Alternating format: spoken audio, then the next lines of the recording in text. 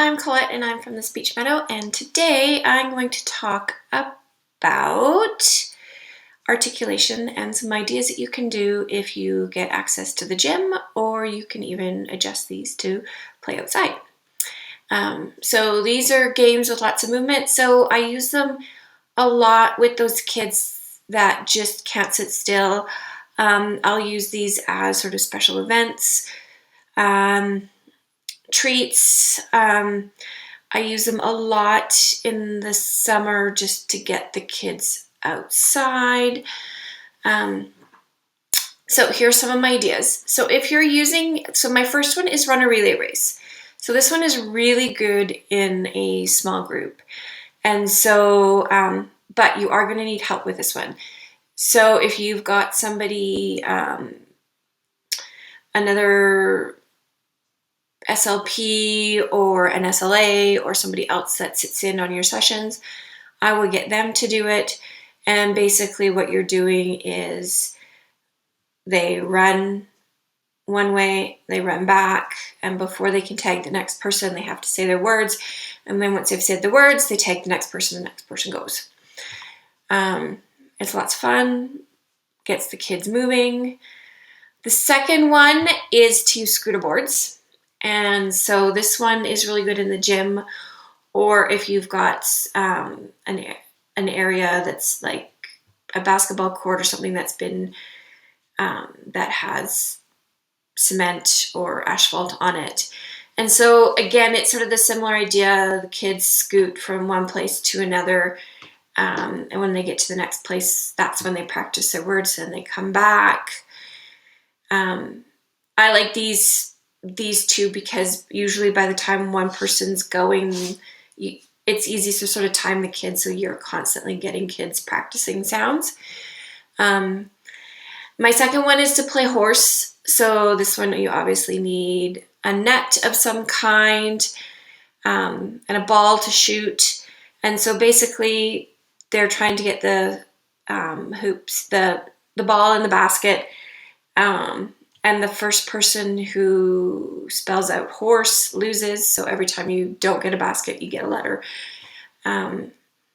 So they practice their word, they get a shot. They practice a word, they get a shot, or words. And so that one's really good for the older kids that really just like to, it's better for the older kids than opposed to the younger kids. I have played it with hockey nets where they have to shoot. So that one can be a little bit easier because you can bring the kids closer. The other one I really like to do is set up an obstacle course. So this again, if you've got another person, can be really good because what you can do is set up different stations where they have to practice their words or sounds. And so they run the obstacle course practicing their words. And so it's a really good opportunity to get kids moving, following directions. If you've got kids, it's good for a mixed group, especially if you're working on spatial concepts. So that's lots of fun. The fifth one I would do at my old job because we did have ball pits. I tended to do it after the ball pits were cleaned because those ball pits can get pretty nasty. And I would hide cards in the ball pit, and the kids would have to go diving in the ball pit to find the cards, which they loved. And then when they found a card, they'd come up and we'd practice, and then they'd scoot down. Sometimes I would add words to the cards just so that they had more opportunity for practice. But it was lots of fun, and the kids really enjoyed it. The sixth one might not sound like so much fun, but the kids kind of really liked it.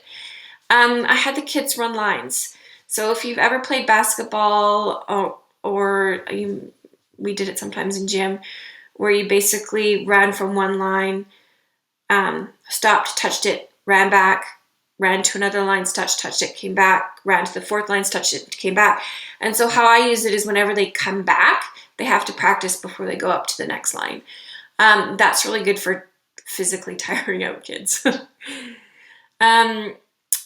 And so outside we would do it, but we just have pylons set up. So they'd have to go touch the pylon and come back. And so that's how we did it instead of being outside in the gym. I've done scavenger hunts where they have to go out and find their cards. If they find their cards, then you get to say something. Again, that one tends to work. If you're in a group, that one, it really benefits having a second person there. Roll and do is another really fun one, and I will send you a link to get my dice that I've made. So basically, you have 2 of these dice. One has a number on it, and one has an activity. And so basically, they roll both dices, and it'll say jump up and down. And so they have to jump up that many times, and they also have to say their words or phrases or sentences that many times. So it's a really good way of getting kids to move. It's a really good way of getting lots of repetitions in. The next one is animal walks. And so I'll get kids to do a variety of animal walks. And when they get to a certain point, then they have to practice their words and then come back. This can really help with, my OTs really liked it when I did this one because it kind of can work. So a lot of the animal walks will work on body strength, especially upper body strength, especially things like bear walks. And we would do commando crawls and such. So it kind of works on a couple of things at the same time, and the kids really liked it. The other one is just throwing balls back and forth. So I would throw my ball to one kid, or they'd throw to their partner. The partner would say their word, then they would throw the ball back, and then the other person who caught the ball. So whoever's catching practices their sounds. And so that worked really well. And so those are my 10 ideas for doing therapy outside or in the gym. So if you do go to use therapy in the gym or outside and have any other ideas, let me know. And I will talk to you soon. Bye.